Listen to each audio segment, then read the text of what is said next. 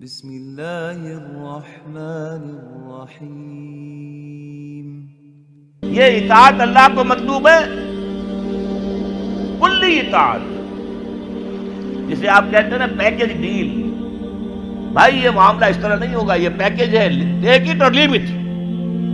اللہ کہتا ہے یا میری اطاعت کرو تو ہمہ تنگ کرو، ہمہ وقت کرو۔ یہ نہیں کہ کچھ میری اطاعت کر لی، کچھ نفس کی اطاعت کر لی، کچھ کسی اور کی اپنی برادری کے رواج کی اطاعت کر لی۔ نہیں، یہ 20%، 30%، 33%، 50%، یہ اطاعت مجھے قبول نہیں ہے۔ میرے ہاں تو قبول ہوگی ہمہ تن، ہمہ وقت، ہمہ وجوہ، کامل اطاعت۔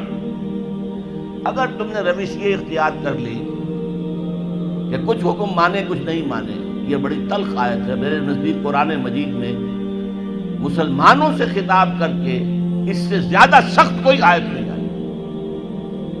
افتؤمنون ببعض الکتاب وتکفرون ببعض، کیا تم ہماری کتاب شریعت کے بعض حصے کو مانتے اور بعض کو نہیں مانتے؟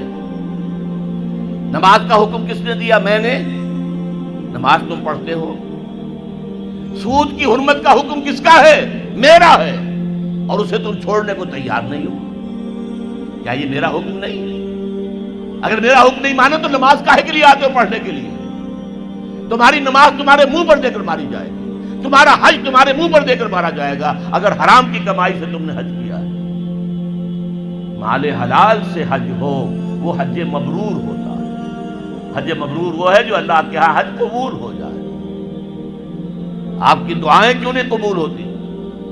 یاد کیجئے 1971، بہت سے لوگوں کو یاد ہوگا جب مشرقی پاکستان میں جنگ ہو رہی تھی تو کتنی دعائیں قنوت نازلہ مسجدوں میں پڑھی گئی ہیں۔ اے اللہ مدد کر، اے اللہ ان کافروں کو تہس نہس کر دے، اللہم شدد شملہم، اللہم مزق جمعہم، اللہم دبر دیارہم۔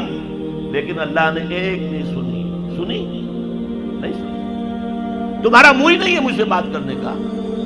تم نے میرا دین قائم کیا ہے؟ تم میرے احکام پر چلتے ہو؟ اگر نہیں تو تمہارا کیا حق ہے کہ تم مجھ سے دعا مانگو؟ قل یا اہل الکتاب لستم علی شیء حتی تقیموا التوراۃ والانجیل وما انزل الیکم من ربکم۔ اے نبی کہہ دیجئے، اے یہودیوں، اے نصرانیوں، یا اہل کتاب، تمہاری پوزیشن ہی نہیں ہے ہماری نگاہوں میں جب تک کہ تم تورات کو نافذ نہ کرو، انجیل کو نافذ نہ کرو، اور بھی جو کچھ ہم نے نازل کیا اس سب کو نافذ نہ کرو، اس وقت تک تمہاری کوئی حیثیت ہی نہیں۔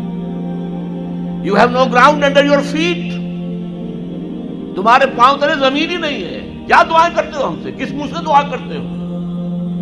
اب اسی لفظ کو ذرا سا بدل کر پڑھ لیجئے۔ اللہ کا قانون تو بدلتا نہیں ہے کہ اہل کتاب کے لیے قانون کچھ اور ہو اور امت مسلمہ کے لیے کچھ اور ہو۔ نہیں، پڑھیے ذرا سا لفظ بدلیے۔ قل یا اہل القرآن لستم علی شیء حتی تقیموا القرآن وما انزل الیکم من ربکم۔ اے نبی کہہ دیجئے، اے قرآن والو، تمہاری کوئی حیثیت نہیں، کوئی حقیقت نہیں، ہماری نگاہوں میں کوئی وقت تمہاری نہیں جب تک کہ تم قرآن کو قائم نہیں کرتے۔ اور جو کچھ ہم نے نازل کیا، یعنی حضور پر وحی جلی کی علاوہ وحی خفی بھی نازل ہوتی تھی جو احادیث کی شکل میں ہمارے پاس ہے۔ تو قرآن بھی ہم نے نازل کیا، اور قرآن نازل کیا اس کو نافذ کرو، اور سنت رسول بھی ہم نے نازل کی ہے اس کو بھی اطاعت کرو، اس کو مانو، اس کی پیروی کرو۔ اچھا اگر یہ نہیں کرو گے اس کی سزا کیا ہے؟ افتؤمنون ببعض الکتاب وتکفرون ببعض، کیا تم ہماری شریعت اور کتاب کے ایک حصے کو مانتے اور ایک کو نہیں مانتے؟ ایک حکم سر آنکھوں پر، ایک حکم پاؤں تلے رون دیتے ہو۔ فما جزاء من یفعل ذلک منکم، تو کوئی سزا نہیں ہے ان کی جو یہ حرکت کریں گے تم میں سے، الا خزی فی الحیات الدنیا، سوائے اس کے کہ دنیا کی زندگی میں ذلیل و خوار کر دیے جاؤ، ویوم القیامت یردون الی اشد العذاب، اور قیامت کے دن شدید ترین عذاب میں جھونک دیے جاؤ۔